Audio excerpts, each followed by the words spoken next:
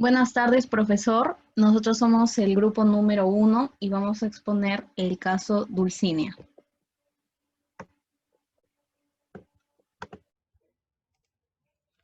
Bueno, nuestro grupo va a ver el análisis horizontal y vertical del caso de Cinea. En este caso acá tenemos las fórmulas para poder calcular los datos, cómo hemos resuelto así es como hemos resuelto las tablas. Entonces, bueno, acá tenemos en el primer cuadro tenemos los datos que nos dan con respecto al año 2018 y 2019. Entonces nosotros estamos haciendo un análisis. Primero hicimos el análisis vertical. Acá están los porcentajes. En este caso del 2018 las ventas corresponden al 100%. En el año 2019 lo mismo.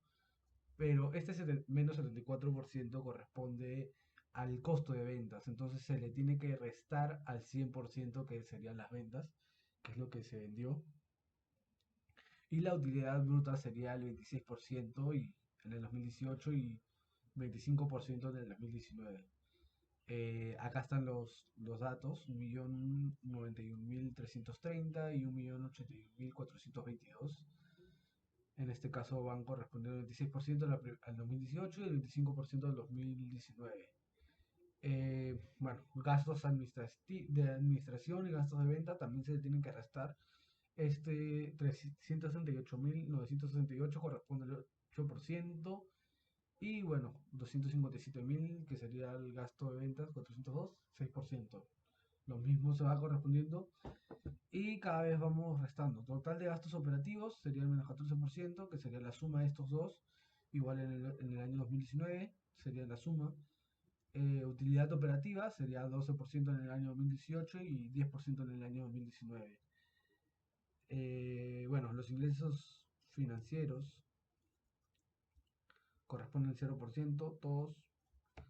Los resultados antes de participar o sea, pagar el impuesto a la venta sería el 12% y 10% acá. Con respecto a los años, seguiría siendo lo mismo prácticamente, lo mismo en el otro año. La participación de los trabajadores y el impuesto a la renta también se le tiene que restar. Entonces, cada vez va quedando menos. Todo esto va restando. Ahora queda 8% y 7% del total de ventas, que sería la utilidad neta que te queda. Y en el análisis horizontal vemos ya no la variación porcentual, sino el crecimiento relativo que hay de un año al otro. Y se ve todo, no se ve por separado, ya se ve todo junto. Entonces, por ejemplo, acá tenemos que en el año 2018 tenemos 4.180.242 soles, digamos. La diferencia entre el año 2018 y 2019 sería 209.012, que sería el 5%, y luego se va a ir restando prácticamente como acá, hasta llegar a la utilidad neta, que sería menos 8%, que es menos 24.000 sol. Estos son los datos que o sea, con esto ya son los resultados del análisis horizontal que hemos obtenido. El activo corriente sería 12.876. En el año 1 sería 1.925.014. En el año 2, 1.967.890. Y el análisis con su respectivo análisis vertical al costado. Y acá también seguimos con los datos, las cuentas por pagar comerciales, total pasivo, capital social. Y acá queda el total de patrimonio, que sería el 74.455, y van total pasivo y patrimonio, que se resta, ¿no? Obvio. Bueno, y las conclusiones. Se puede concluir que en el rango de un año no existe una gran diferencia entre la utilidad bruta, por lo cual el margen de ganancia no se ha visto afectado al extremo. El coste de producción disminuyó un 1% en el transcurso de este año. Los gastos e ingresos fueron afectados en un 8%, lo que significa que necesita financiamiento externo, ya que presenta una pérdida en utilidad operativa y se requiere de ingreso externo para poder mantener operaciones. existe una pérdida de 8% en la utilidad que brindaron los socios de la empresa, lo que puede generar una desconfianza en si seguir invirtiendo o no.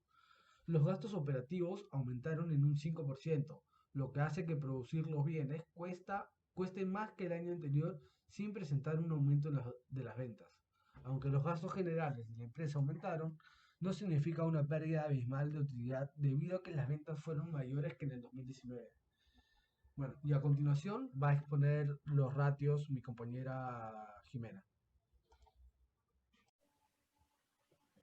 Bueno, en ratio, yo voy a exponer ratios. En ratios de liquidez tenemos que se divide en dos, en disposibilidad de efectivo y capacidad para cumplir con obligaciones a corto plazo. En el primero tenemos los ratios con liquidez corriente y los ratios de prueba ácida. Dentro de los ratios de liquidez corriente tenemos donde el primero se va a dividir en el primero se va a dividir el activo corriente sobre el pasivo corriente y se realiza el mismo procedimiento con el año 2. Y para el ratio de prueba ácida se divide la resta del activo corriente menos los inventarios entre el activo corriente.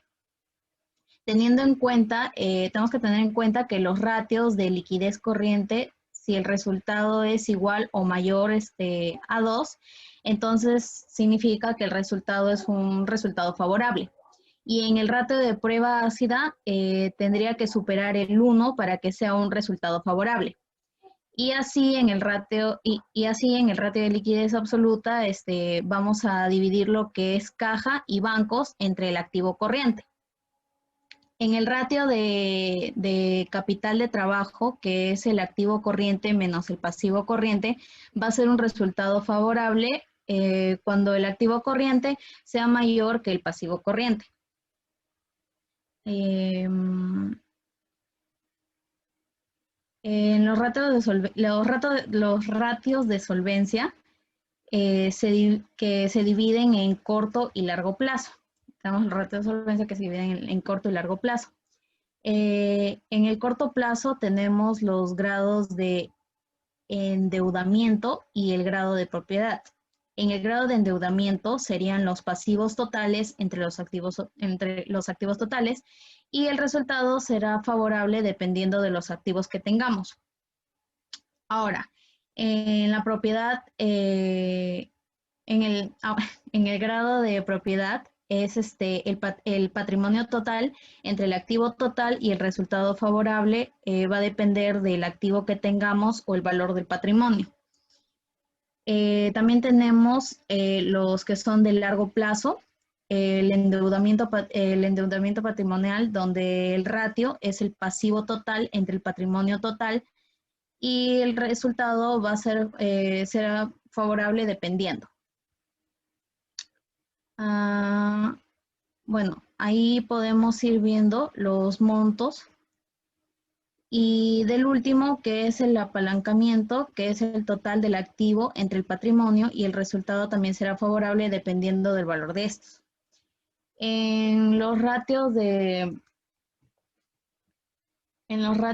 rentabilidad, el ratio de rentabilidad económica es la utilidad UAI, UAI, entre el activo total y el resultado favorable será dependiendo de los montos de la utilidad sobre el activo. Y en la rentabilidad financiera,